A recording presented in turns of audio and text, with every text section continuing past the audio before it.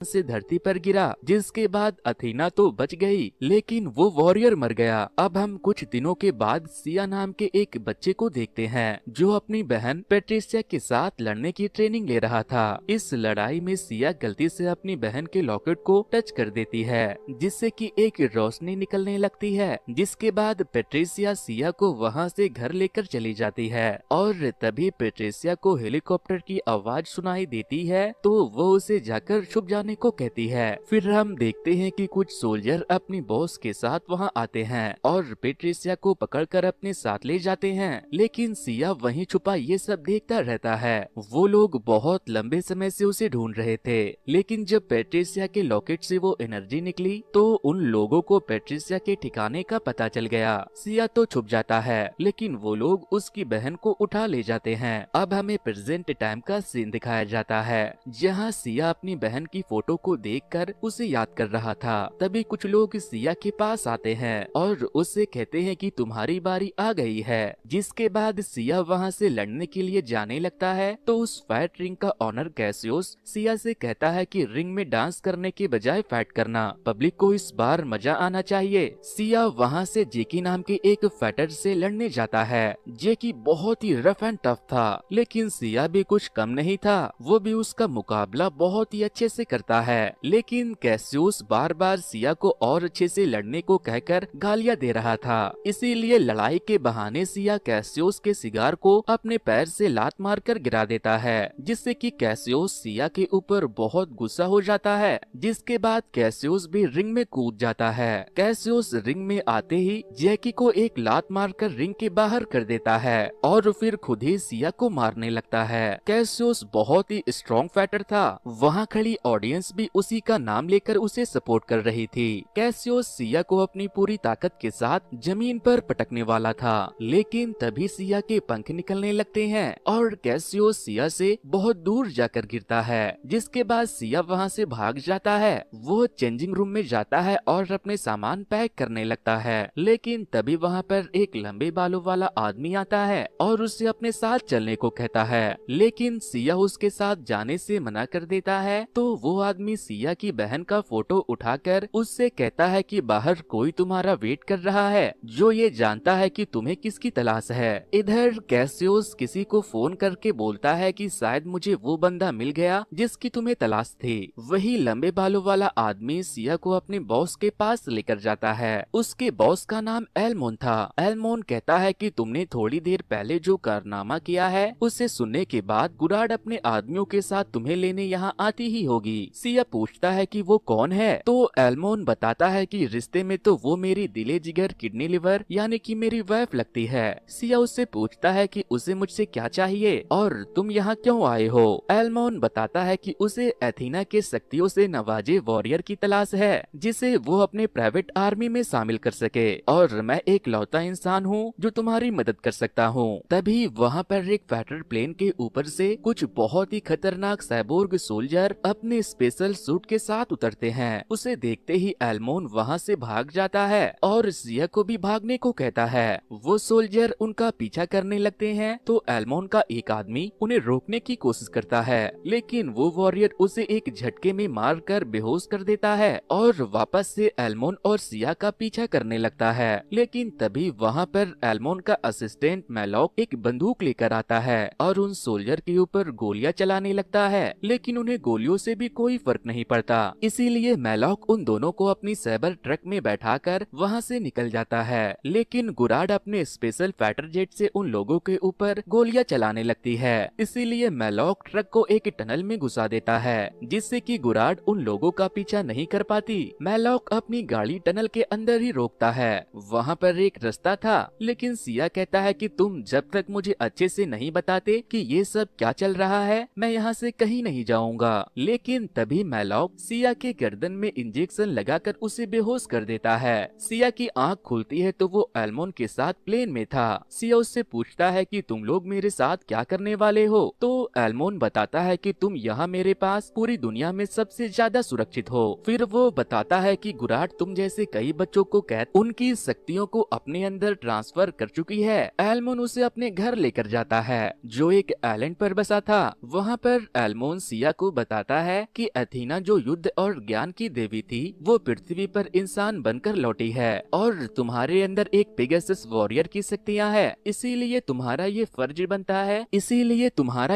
बनता है कि तुम अथीना की रक्षा करो। सिया को एल्मोन की बातें बकवास लगती है, वो वहाँ से जाने लगता है तो एल्मोन उससे कहता है कि तुम्हारी बहन सच्चाई से वाकिफ थी, इसीलिए शायद उसने अपनी कुर्बानी दे दी, क्योंकि उसे पता था कि एक दिन तुम अथीना के योद्धा पेगासस नाइट बनकर उसकी हिफाजत करोगे। सिया कहता है कि तुम पागल हो गए हो, इसीलिए कुछ भी कहे जा रहे हो, और मेरी बहन कहाँ है? एल्मोन कहता है कि वो मुझे पता नहीं। तभी वहाँ पर एल्मोन की बेटी आती है। एल्मोन सिया को बताता है कि ये मेरी बेटी एना है, लेकिन गुराड इसके भी पीछे पड़ी है और तुम्हारी जिम्मेदारी इसकी रक्षा करने का है। जिस पर सिया कहता है कि मैं भला इसकी रक्षा क्यों करूँगा? तो वो कहता है कि ये सिर्फ मेरी बेटी नहीं बल्कि देवी अथीना भी है। तभी एना उसे एक बॉक्स देती है। सिया जब उसे खोलता है तो उसके अंदर उसकी बहन पैट्रिसिया का लॉकेट था। एल्मोन बताता है कि ये लॉकेट पेगासस के कवच की चाबी है, इसके बिना तुम मेरी बीवी गुराड का सामना नहीं कर पाओगे। लेकिन सिया एना की रक्षा करने से मना कर देता है, जिसके बाद एल्मोन उससे कहता है कि तुम्हें सिल्वर नाइट के पास जाना चाहिए, सिर्फ वही है जो तुम्हें इस लॉकेट के अंदर के राज को खोलना सिखा सकती है, जिसके बाद तुम दुश्मनों से अपनी और एना की रक्षा भी कर सकते हो और अपनी बहन को भी ढूंढ सकते हो। इधर कैसियस के पास गुराड का सबसे खास आदमी नीरो वहाँ आता है और उसे उसकी फाइटिंग रिंग बंद करने को कहता है, क्योंकि कैसियस की वजह से गुराड ने सिया को खो दिया था। तभी गुराड भी वहाँ आती है। कैसियस उस रिंग को बंद होने नहीं देना चाहता था, इसीलिए वो गुराड के आदमियों से लड़ने लगता है। गुराड उन वॉरियर का बहुत ही अच्छे से मुकाबला करता है, जिसके बाद कैसियस उसकी बहादुरी और हिम्मत को देखकर उसे अपने आदमियों से कहकर अपने साथ ले जाती है। इधर सिल्वर नाइट के पास जाने से पहले सिया इना के साथ बैठकर लंच कर रहा था। तभी अचानक से इना के अंदर देवी अथीना की शक्तियाँ हावी होने लगती है, लेकिन ऐसा होते ही उस घर के सारे दरवाजे और खिड़कियाँ बंद हो जाती है, क्योंकि मैलॉक ने उस घर को ऐसा ही डिजाइन किया था ताकि गुराड को इना के ठिकाने का पता न चल जाए। खैर, जैसे ही एल्मोन वहाँ आता है उसे देखते ही इना की शक्तियाँ धीरे धीरे कंट्रोल हो जाती है, जिसके बाद मैलॉक सिया को अपने साथ प्लेन में बैठाकर वहाँ से लेकर निकल जाता है। इधर हम गुराड को देखते हैं जो सिया की तरह ही एक पेगासस वॉरियर के अंदर से उसके शक्तियों को अपने अंदर ट्रांसफर कर रही थी। वहीं मैलॉक सिया को एक पहाड़ी के नीचे ले जाकर ड्रॉप कर देता है, जिसके ऊपर चढ़ने में सिया को बहुत ही परेशानियों का सामना करना पड़ता है। खैर, जैसे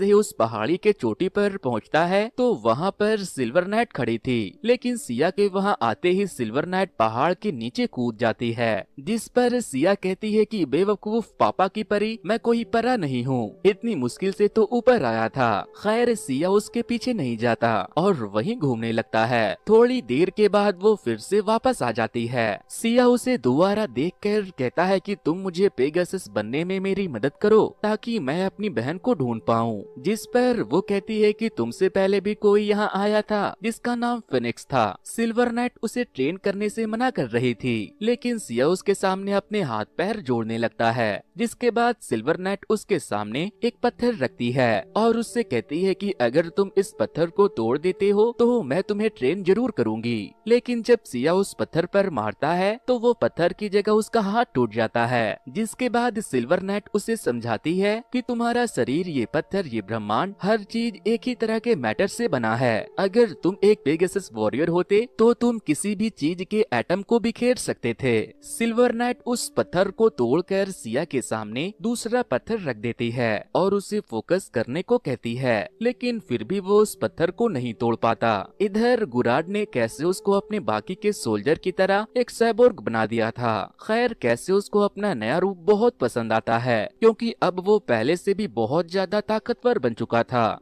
वहीं सिल्वर नाइट ने सिया की ट्रेनिंग शुरू कर दी थी। शुरू में तो वो बहुत पिटता है। सिल्वर नाइट अपनी पूरी शक्ति के साथ सिया को एक जोरदार पंच मारती है। दरअसल वो भी एक पेगासस वॉरियर थी, लेकिन वो उस आइलैंड से बाहर नहीं जा सकती थी। खैर, काफी दिन तक मार खाने के बाद धीरे धीरे सिया उसके साथ मिलकर लड़ना सीख रहा था और फाइनली एक दिन ऐसा आ जाता है जब सिया अपनी ताकत से पत्थरों को बड़े ही आसानी से तोड़ने लगता है। इधर हम देखते हैं कि नीरो नीरो ने एल्मोन के जिस आदमी को जिंदा बंदी बनाया था वो उसके पास जाता है और उससे पूछता है कि बताओ एल्मोन ने ईना को कहाँ छुपाया है। पहले तो वो नहीं बताता, लेकिन जब नीरो एक मॉन्स्टर बन जाता है तो फिर भी वो नहीं बताता। सिल्वर नाइट इस बार सिया को एक बड़े से पत्थर को तोड़ने के लिए कहती है। सिया के पंचे मारते ही वो पत्थर एक बॉक्स में बदल जाता है जिसके अंदर से पेगासस की शक्तियाँ और उसका वॉरियर सूट निकलकर खुद ब खुद सिया के ऊपर अटैच हो जाता है।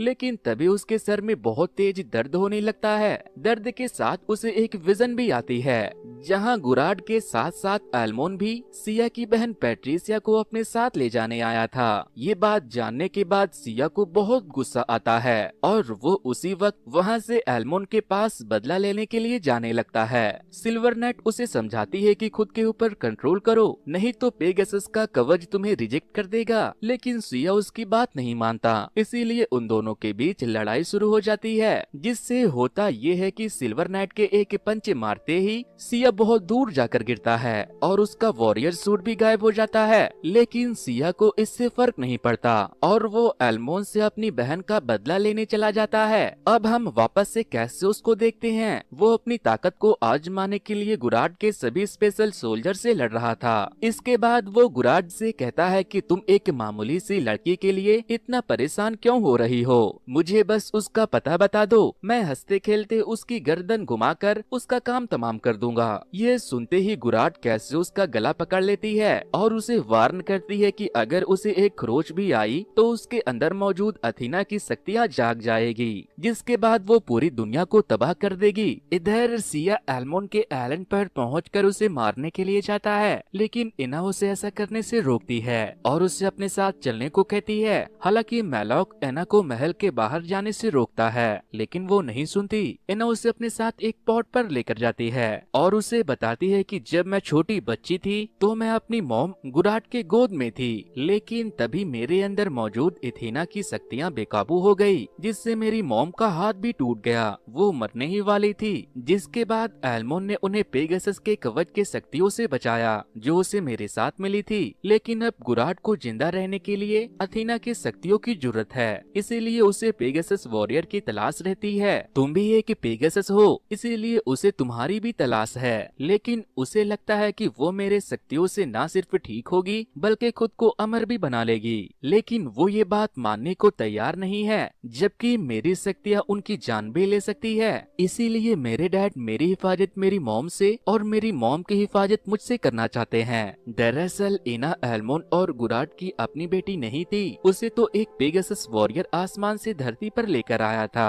और धरती पर गिरने के बाद वो पेगासस वॉरियर तो मर गया, लेकिन एल्मोन और गुराड ने जब उसे देखा तो उन्होंने उसे अपने पास रख लिया और उस पेगासस योद्धा के कवच से उन्होंने बहुत ही खतरनाक हथियार भी बनाए। फिर सिया पूछता है कि मेरी बहन के साथ तुम लोगों ने क्या किया, तो वो बताती है कि तुम्हारी बहन के पास कोई शक्ति नहीं थी, इसीलिए गुराड ने उसे छोड़ दिया था, क्योंकि पेगासस वॉरियर तुम थे, तुम्हारी बहन नहीं। इधर मैलॉक एल्मोन के पास आता है और उसे बताता है कि रेडार पर गुराड के आने के सिग्नल मिल रहे हैं। एल्मोन कहता है कि एना को ढूंढकर उसकी रक्षा करो, मैं मरते दम तक उसे रोकने की कोशिश करूंगा। इधर एना और सिया भी गुराड के प्लेन को वहां आते हुए देख लेते हैं। दरअसल गुराड ने एल्मोन के जिस आदमी को बंदी बनाया था वो उसे टॉर्चर करके एल्मोन के घर का पता लगा लेती है, जिसके बाद वो दोनों वहां से भागने के बजाय उल्टा एल्मोन के पास उसे बचाने के लिए निकल जाते हैं। इधर एल्मोन एक स्टैचू के पीछे से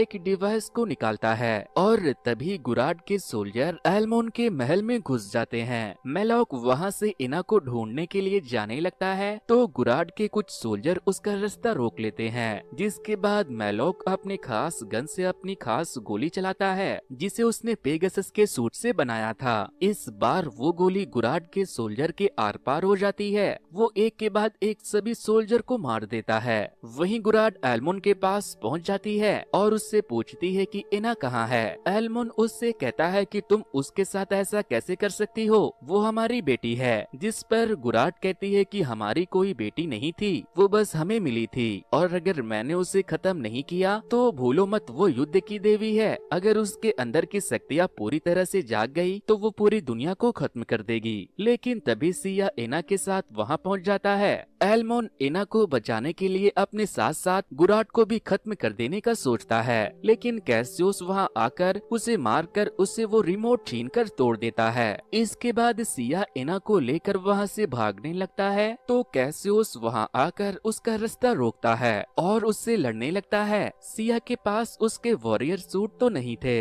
लेकिन पेगासस की कुछ शक्तियां अभी भी उसके पास थी, इसीलिए वो कैसियस को रोकने की पूरी कोशिश करता है, लेकिन वो ज्यादा देर तक उसके सामने टिक नहीं पाता। इधर एल्मोन उस स्टैचू के पीछे से एक और डिवाइस निकालता है और उसे ऑन कर देता है। उसके फटते ही नीरो तो गुराड को अपने सिप में ले लेता है, लेकिन वो पूरा महल जमीन के नीचे धंस जाता है। धमाके के बाद गुराड के लोग इना को वहाँ से अपने साथ लेकर चले जाते हैं और सिया वहीं घायल होकर पड़ा रहता है। गुराड इना को अपने लैब में लेकर आती है। इना उससे कहती है कि अथीना की शक्तियाँ बहुत ही ताकतवर है, उससे आप ठीक नहीं हो सकते। गुराड कहती है कि मैं जानती हूँ, लेकिन अगर मैंने ऐसा नहीं किया तो तुम्हारी शक्तियाँ पूरी दुनिया को तबाह कर देगी। ये कहते हुए गुराड रोने लगती है, क्योंकि एल्मोन मर चुका था और अब इना के अलावा दुनिया में उसका कोई भी नहीं था, लेकिन उसे दुनिया को बचाने के लिए ऐसा करना ही था। इसके बाद गुराड वहाँ से चली जाती है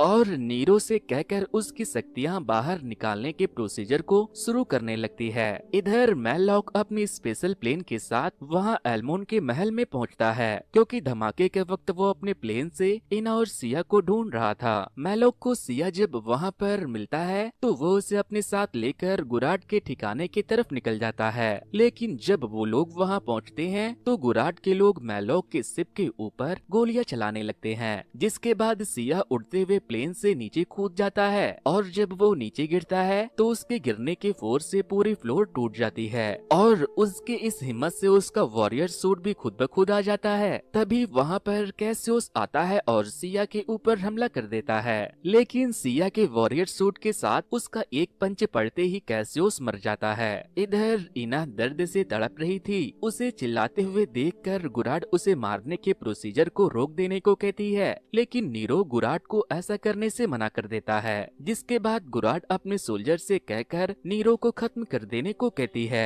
लेकिन तभी नीरो अपनी टी शर्ट के अंदर से एक लॉकेट को निकालकर उसे जैसे ही टच करता है वो भी एक वॉरियर बन जाता है। दरअसल जिस फेनिक्स को ट्रेनिंग देने के बारे में सिल्वर नाइट ने सिया को बताया था, वो सिल्वर नाइट कोई और नहीं बल्कि नीरो ही था, लेकिन वो अथीना को खत्म कर देना चाहता था ताकि वो अथीना के शक्तियों को अपने अंदर ले सके। नीरो अथीना का फिनिक्स वॉरियर बनते ही गुराड के सारे आदमियों को मारने लगता है, जिसके बाद गुराड खुद ही उससे लड़कर उसे रोकने की कोशिश करती है, क्योंकि उसके पास भी बहुत सारे पेगासस वॉरियर की शक्तियाँ थी, लेकिन फिनिक्स के आगे वो सारे पेगासस वॉरियर कमजोर थे। वो गुराड को बहुत मारता है, लेकिन वो उसे जान से मार पाता इससे पहले सिया वहाँ आ जाता है और फिर उन दोनों के बीच लड़ाई होने लगती है। दोनों ही एक दूसरे से कम नहीं थे। दोनों की शक्तियाँ टकराने से एक ब्लास्ट होता है, जिससे नीरो वापस से लैब में पहुंच जाता है। उसके वहां पहुंचते ही गुराड इना को मारने के प्रोसीजर को बंद कर देता है और उसके ऐसा करते ही इना के अंदर मौजूद गॉड इथीना उस पर हावी हो जाती है और इना अथीना का रूप लेने लगती है। नीरो उसे रोकने के लिए उस पर हमला करता है, लेकिन उसके करीब जाते ही नीरो पूरी तरह से तबाह हो जाता है और वो पूरी की पूरी जगह तबाह होने लगती है। इना का अब अपने ऊपर कोई भी कंट्रोल नहीं रहता, जिसके बाद सिया इना को रोकने के लिए आगे बढ़ता है। आगे बढ़ते वक्त सिया का भी वॉरियर सूट टूट जाता है। तभी सिया उससे कहता है कि इना तुम कोई युद्ध की देवी नहीं बल्कि मेरी दोस्त इना हो, तुम्हें अपने अंदर झांकना होगा। तभी अथीना की आंख से आंसू गिरने लगता है और फिर एकदम से अथीना के शक्तियों को इना अपने अंदर कंट्रोल कर लेती है और सब कुछ शांत हो जाता है। इसके बाद इना अपनी माँ गुराड के पास जाती है और फिर वो उसे अपनी शक्तियों से ठीक कर देती है। तभी वहाँ पर मैलॉक भी अपने प्लेन को लेकर पहुँचता है। इसके बाद वो दोनों सिल्वर नाइट के पहाड़ी पर जाते हैं, जहाँ इना सिया को बताती है कि इथीना के जागने का मतलब है कि अब सभी देवी देवता जंग की तैयारी करेंगे और उन्हें रोकने के लिए हमें जुडाई के वॉरियर को इकट्ठा करना होगा, लेकिन इससे पहले हम तुम्हारी बहन पैट्रिसिया को ढूंढेंगे। तो दोस्तों इसी के साथ ये कहानी यहीं पर खत्म हो जाती है। तो ये स्टोरी आपको कैसी लगी हमें कमेंट करके जरूर बताना।